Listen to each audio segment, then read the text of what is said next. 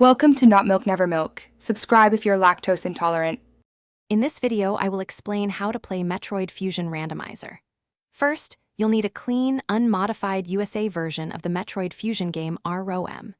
Next, download the Randomizer program, often found on community forums.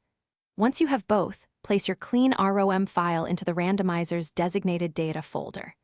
Then, simply run the Randomizer application to generate a unique game file, or seed, ready for play. This process transforms your familiar game into a fresh adventure. The core of the Randomizer experience is item placement. Essential upgrades like the Morph Ball, Varia Suit, or even missiles are no longer in their original spots. They could be anywhere.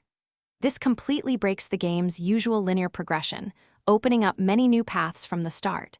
You might even find keycards for locked doors as regular item pickups. Prepare to explore familiar areas in entirely new ways, as your progression will be dictated by what you find. To succeed, you must abandon your knowledge of the vanilla game.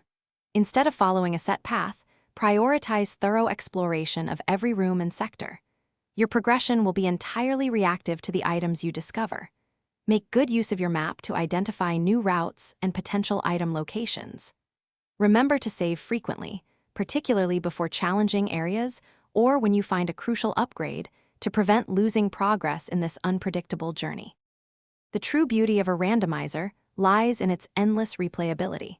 Every new seed provides a distinct adventure, ensuring no two playthroughs are ever the same.